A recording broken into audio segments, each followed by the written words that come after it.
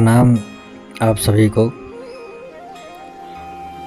आज जिस शब्द की मैं चर्चा करने जा रहा हूँ, जानकारी देने जा रहा हूँ, ये साधारण इंसान भी इसका लाभ ले सकते हैं और जो कुछ तांत्रिक विद्या जानते हैं वो तो इसका पूरी तरीके से ही लाभ ले सकते हैं। ये जो शब्द है, इस शब्द से आप अपने घर की सुरक्षा कर सकते हैं, अपने बच्चों की सुरक्षा कर सकते हैं, अपने परिवार की रक्षा कर सकते हैं। अगर आप कहीं कब्रिस्तान या किसी शमशान घाट में जा रहे हैं या वहाँ रुकना पड़ रहा है तो वहाँ भी आपकी ये सुरक्षा करेगा। इसी से आप धागा भी बनाकर अभिमंत्रित करके पहन सकते हैं। इसी शब्द से आप अपने घर की सुरक्षा कर सकते हैं। यही एक मंत्र जो है कई सारे लाभ दे सकता है। सबकी विधियाँ अलग अलग हैं। मैं कुछ विधियों का जो है वर्णन करूँगा जिससे कि आपको जो है लाभ मिले। आपको बिल्कुल सटीक तरीके से विधि विधान का जो है इस्तेमाल करना है, जिसमें कोई भी गलती ना होने पाए। अगर गलती होगी तो मुझे लगता है कि आप उसका लाभ नहीं ले पाएंगे। तो कहीं ना कहीं आपको शंका होगी कि शब्द में कोई दिक्कत है, ये गलत है। हालांकि गलती आप ही से होगी। मैंने बताने में कोई भी गलती नहीं की है, ना ही कोई विधि विधान छोड़ा है, ना ही कोई छिपाऊंगा, ना ही मुझे छिपा कर कुछ मिलेगा। अगर मैं दे रहा हूँ तो उसको देना है, अगर नहीं देना है तो उसको छिपाने का कोई फ़ायदा नहीं है। तो इसका आपको तरीका जो है मैं आप बताने जा रहा हूँ प्रयोग करने का। इसको आपको किसी भी शुक्रवार को शुक्र की होरा में ही 108 बार पढ़ लीजिएगा। एक दिया जलाइएगा और कुछ मिठाई वगैरह रख लीजिए और कुछ फूल और गुलाब का इत्र रख लीजिए। उसको लगा लीजिए अपने कपड़ों में, तो हाथ में। तो तब इसका जो है 108 बार जाप कर लीजिए दिया जलाकर। और जब ये पूरा हो जाए तो उस प्रसाद को जो आपने रखा है, मिठाई या फल जो भी रखा है, उसको बच्चों में बांट दीजिए, कहीं भी दे दीजिए, बांट दीजिए प्रसाद के रूप में। तो आपका ये मंत्र जो है काम करने तैयार हो जाएगा, समझिए हो गया। इसमें आपको कोई कुछ दिनों का छिला नहीं करना है, ना ही कुछ आपको जागृत करना है। ये एकदम बिल्कुल तैयार है, बस आपको विधि विधान से करना है। तो ये जब भी आपको किसी का झाड़ा करना, मान लीजिए कोई ओझा तांत्रिक है, कुछ थोड़ा बहुत तांत्रिक क्रिया जानता है, तो अगर वो किसी का झाड़ा करने जा रहा है या किसी का तंत्र काट रहा है तो उस वक्त भी इसको 9 बार या 11 बार पढ़कर अपने शरीर पर फूंक मार ले और 5 बार हथेली पे फूंक मार के अपने पूरे शरीर से सर से लेके पाँव तक जो है 5 बार जो है उसको फेर ले, तो उसका शरीर जो है बंध जाएगा। तो उसकी सेफ्टी होगी। जो भी तंत्र क्रिया वो जो काट रहा है उसका कोई भी असर उसके ऊपर नहीं पड़ेगा। उसके बाद अगर आप किसी अपने परिवार को सुरक्षा करना चाहते हैं तो 2 तरीके से हो सकती है इससे।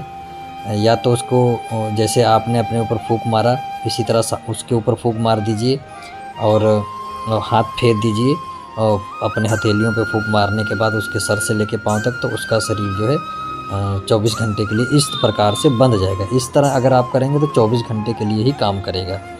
तो आप कहीं भी जाएंगे बच्चों को लेके या अपने परिवार को लेके इसी तरह कर देंगे तो सबकी सुरक्षा 24 घंटे के लिए हो जाएगी। किसी को अलग अलग कुछ नहीं करना पड़ेगा। तो दूसरा तरीका ये है कि अगर आप धागा बना कर देना चाहते हैं तो कम से कम 41 बार जो है जाप करके जो है आपको धागे पे अभिमंत्रित करना है। बीच बीच में आपको जो है गांठ मारते जाना है और 41 बार मंत्र पढ़ के फूंक देना है। तो उसको लोबान की धुनी और इत्र लगाकर जो है आप गले में बांध सकते हैं। तो ये 6 महीने तक जो है आपका सुरक्षा का काम करेगा। तो ये हो गया तरीका। अगर घर को अगर बांधना है आपको, तो घर को बांधने के लिए आपको क्या करना होगा, शुक्रवार शुक्र की होरा में ही आपको ये काम करना होगा। 108 बार जाप करना है और आपको जितने आपके कमरे हैं या किनारे हैं उतनी कीलें ले लीजिए, 3.25 इंची की या 2.5 इंची की। तो उसको आपको जो पहले धो लेना है और उसमें इत्र लगा लेना है और लोबान की धुनी जो है जला लेनी है और मंत्र पढ़ते जाना है और उस कीलों पे फूंक मारते जाना है। तो ये सारी प्रक्रिया कर लीजिए और एक बोतल में भी जल अभिमंत्रित कर लीजिएगा, उसी कीलों के साथ में रख लीजिएगा। तो उससे पहले आप जो है किसी भी कटान मंत्र से अपने घर का जो है कटान कर दीजिए। अगर कोई तंत्र मंत्र द्वारा या कोई चीज़ जादू टोना या तंत्र मंत्र का प्रभाव या किसी प्रेत शक्ति का वास है तो वो वहाँ से हट जाए।